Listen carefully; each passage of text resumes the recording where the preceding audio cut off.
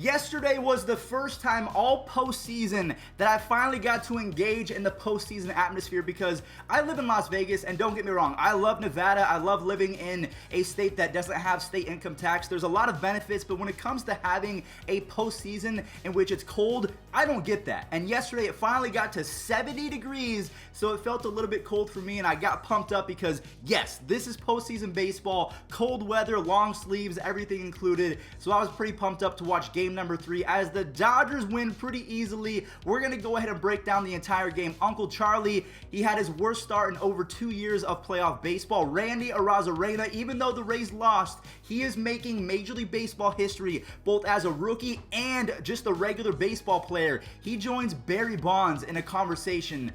He's about to break a record, so we're going to go ahead and talk about that towards the later half of the video. But if you're brand new to the channel, do not be afraid to subscribe because we're going to be talking about baseball even into the offseason. We're going to try and predict where Trevor Bauer goes, all the other free agents. We're going to update you guys on trades and everything else included, so do not be afraid to stick around. But I guess without further ado, let's go ahead and break down Game 3 of the World Series before we preview what's going to be happening in Game number 4. Who has the momentum? Maybe Randy Arozarena and his home run is going to prove to be a difference. Who knows? But Uncle Charlie, one of the best postseason pitchers that I can remember in my lifetime. I think in the last 20 innings, he's only given up 2 earned runs in the playoffs. Well, yesterday he got off to a rough start as Justin Turner hit a home run, and that was his 11th home run as a Dodger in the postseason. That makes him number 1 all time in the history of the Los Angeles Dodgers.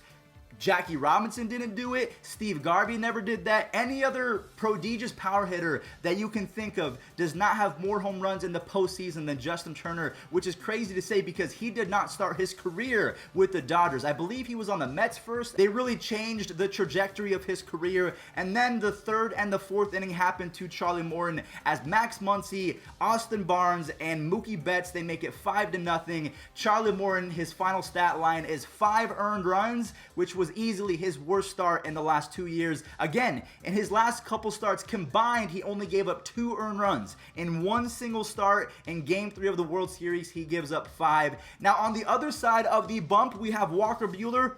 You can't touch this guy. If it is September or October baseball, you are not going to score more than 2 runs off this kid because in his last 6 or 7 starts, that's been his cap. 2 earned runs. I know when he first started his career in the playoffs, he gave up 5 earned runs in back-to-back starts, but that's not going to happen anytime soon because he's figured out his fastball command. Catcher Austin Barnes said that that was the best he's ever seen Walker Buehler. His stuff was the nastiest that he's ever been a part of, which is crazy to say because Barnes has been a part of a number of good starting performances, including Clayton Kershaw. I believe he's caught a few no-hitters. I could be wrong, but Austin Barnes knows what he's talking about in terms of being a catcher. So Walker Buehler goes 6 innings, only allows 1 earned run on 3 different hits, and oh yeah, he racks up 10 strikeouts in those same 6 innings. He lowered his postseason ERA from 2.44 to 2.35, which is just incredible. I'm sure that Shane Bieber is looking at Walker Buehler and thinking, you know what?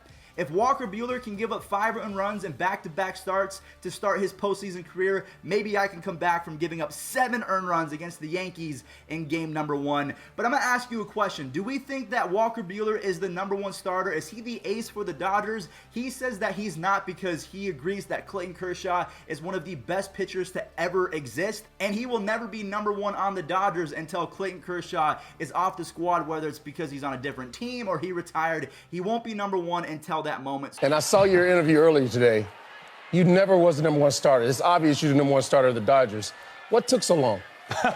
I don't believe in that, man. I've got one of the best ever in that clubhouse, man. And until he's not here, then I'm the number 2, and that's fine with me. So Walker Buehler, I've been a fan of his since game number, I can't remember, when he was pitching in the World Series against the Red Sox, throwing 99 in the 7th inning. I've talked about that a lot. It's probably getting old at this point, but I love Walker Buehler, one of my favorite pitchers in the game. And at that point, the game was over. Austin Barnes becomes the 2nd player ever to have a sacrifice bunt and a home run in the same game. I think it happened back in 1965. So it's been a while since something like that has occurred. But Kenley Jansen, he's been dominant all postseason postseason after everyone was asking who is going to be the closer going into the playoffs because Jansen's his velocity was down, his command was a little bit shaky, he was not reliable. Well, he's been reliable except for one pitch, a garbage time home run to Randy Arozarena. So again, this run meant nothing. It closed the gap from 6-1 to 6-2. I mean, Randy Arozarena has pretty much been suppressed the entire series,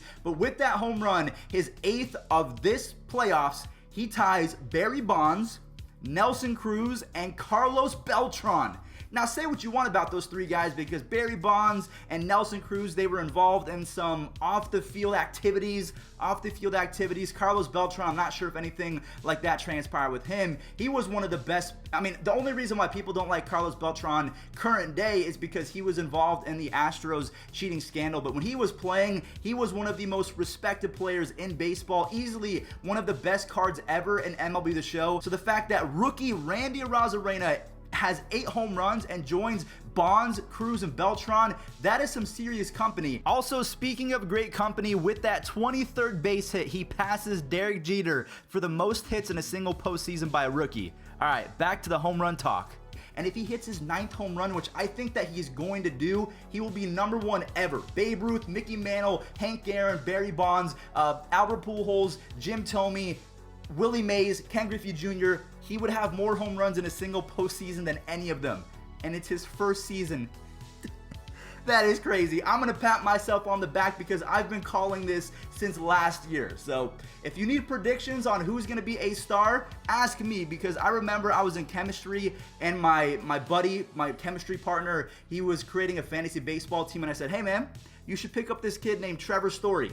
In the next 5 games, he had 6 home runs, just absolutely crazy. I was right on Jared Walsh. Maybe my game predictions aren't the best, but if I'm projecting prospects, I think I have a good little winning streak so far. But thank you all so much for watching. We'll go ahead and preview game number 4 real quick before we end the video. So we have Julio Urias, who has been lights out for the Dodgers, just like Jansen, just like Buehler, just like a lot of different pitchers on the Dodgers. He is going up against Yarbrough of the Tampa Bay Rays, and that just does not sound like a good matchup because Yarbrough has not been great against the Dodgers. But that's going to do it. Thank you all so much for watching yet again. Stay safe out there and enjoy this day in MLB history.